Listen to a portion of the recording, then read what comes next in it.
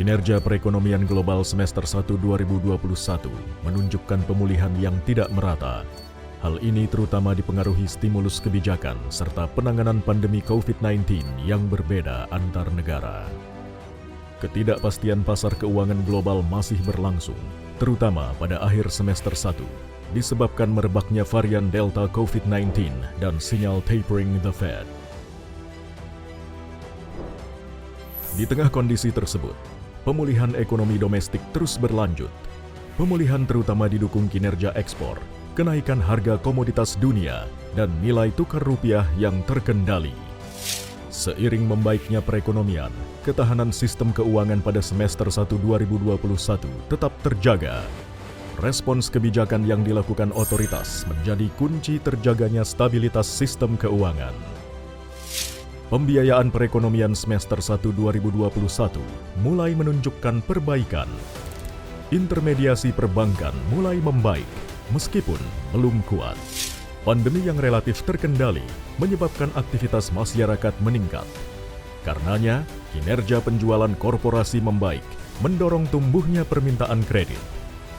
Sinyal pemulihan pun membuat persepsi risiko perbankan membaik. Bank menurunkan suku bunga dan meningkatkan penyaluran kredit. Permintaan kredit rumah tangga dan konsumsi rumah tangga pun mulai membaik.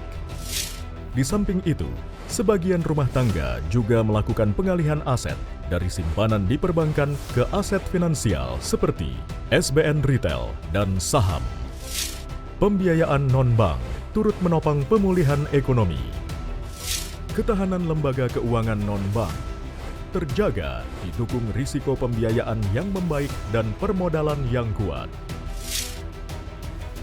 Ketahanan sistem keuangan Indonesia terjaga, terutama ditopang permodalan dan likuiditas perbankan yang kuat, serta risiko kredit yang terjaga.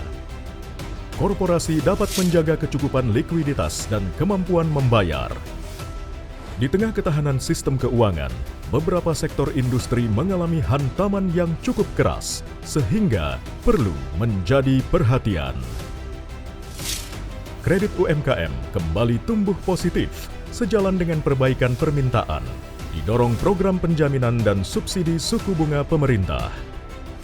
Sejalan dengan perbaikan permintaan, kinerja UMKM pun mengalami perbaikan, terutama UMKM yang berorientasi ekspor.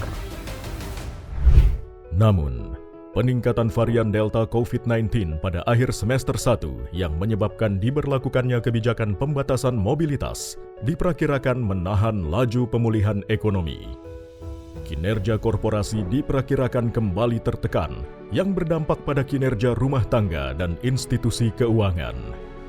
Adanya potensi tapering of the Fed juga menimbulkan potensi risiko yang lebih besar. Sebagai dampaknya, permintaan pembiayaan diperkirakan melemah. Sedangkan dari sisi penawaran, persepsi risiko perbankan juga berpotensi meningkat, sehingga bank cenderung menahan penyaluran kredit ke sektor real. Sebagai upaya mempertahankan momentum dan mengakselerasi pemulihan ekonomi nasional, Bank Indonesia bersama pemerintah, otoritas jasa keuangan, dan lembaga penjamin simpanan dalam wadah Komite Stabilitas Sistem Keuangan atau KSSK terus memperkuat sinergi dan koordinasi dengan berlandaskan pada Undang-Undang Nomor 2 Tahun 2020 untuk melakukan extraordinary actions sesuai kewenangan masing-masing lembaga. Dalam kerangka sinergi dan koordinasi, KSSK telah meluncurkan paket kebijakan terpadu sebagai bagian dari bauran kebijakan nasional dalam upaya pemulihan dunia usaha, terutama pada sektor prioritas, baik yang mendorong pertumbuhan, berorientasi ekspor maupun meningkatkan inklusi ekonomi dan keuangan. Bank Indonesia juga memperkuat bauran kebijakan yang mencakup kebijakan moneter, makroprudensial, dan sistem pembayaran. Bauran kebijakan Bank Indonesia diarahkan untuk mendorong pertumbuhan agar mendukung pemulihan ekonomi nasional, berkoordinasi erat dengan pemerintah dan KSSK. Bank Indonesia tetap menempuh kebijakan moneter yang longgar dan suku bunga rendah, serta memperkuat kebijakan nilai tukar rupiah untuk menjaga stabilitas nilai tukar yang sejalan dengan fundamentalnya. Kebijakan makroprudensial Bank Indonesia tetap akomodatif untuk mendorong penyaluran kredit atau pembiayaan kepada sektor real dengan tetap menjaga ketahanan sistem keuangan guna mengakselerasi pemulihan ekonomi nasional. Kebijakan yang diambil mencakup pelonggaran ketentuan uang muka kredit kendaraan bermotor, rasio loan-to-value kredit properti, transparansi suku bunga, penguatan rasio intermediasi makroprudensial, penetapan rasio countercyclical capital buffer, dan penyangga likuiditas makroprudensial yang tetap akomodatif, serta kebijakan rasio pembiayaan inklusif makroprudensial. Kebijakan sistem pembayaran terus diperkuat untuk mempercepat terbentuknya ekosistem ekonomi dan keuangan digital. Sinergi kebijakan nasional juga didukung oleh penguatan koordinasi dan kerjasama internasional dalam berbagai forum dan organisasi internasional, serta perluasan dan implementasi berbagai kerjasama kelembagaan. Keberhasilan Bank Indonesia dalam menjaga stabilitas sistem keuangan melalui bauran kebijakan di tengah tekanan pandemi mendapat pengakuan internasional dengan pencapaian penghargaan sebagai regulator sistemik dan prudensial terbaik di Asia Pasifik tahun 2021. Memasuki semester 2 2021, di tengah berbagai tantangan yang dihadapi, stabilitas sistem keuangan Indonesia diperkirakan tetap terjaga. Kinerja intermediasi diperkirakan membaik, ditopang kinerja korporasi berorientasi ekspor dan kapasitas pembiayaan perbankan yang baik.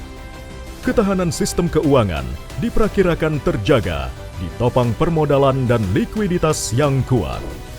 Inklusi ekonomi dan keuangan pun akan terus didorong melalui berbagai inovasi dan implementasi kebijakan. Kunci keberhasilan atas perbaikan kondisi ekonomi dan keuangan tidak terlepas pada terpenuhinya 1 prasyarat dan 5 kebijakan yang diterapkan. Ekspektasi positif dan optimisme masyarakat diharapkan mampu mengakselerasi pemulihan ekonomi nasional, termasuk intermediasi.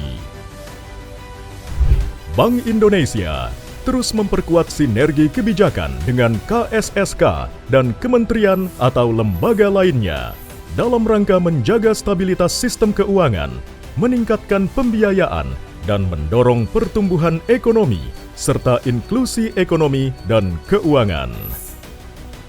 Bank Indonesia mempersembahkan Kajian Stabilitas Keuangan edisi 37, bersinergi mendorong intermediasi, mengakselerasi pemulihan ekonomi.